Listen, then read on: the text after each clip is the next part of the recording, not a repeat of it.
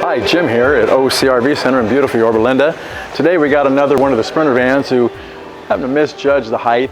If it happens to you, don't worry about it. It happens a lot, so don't take it personal. So what we're doing here, we take the windshield out, all of the interior out, seats as such, cut the roof off. Going to be replacing some of the inner structure pieces that are over here on the table, and then ultimately the roof panel and corner and side panels. Pretty major repair here. So there again, if you happen to misjudge the height on your Sprinter van, don't worry about it. We can make it like it never happened. So give us a call here at OCRV for all your Sprinter needs.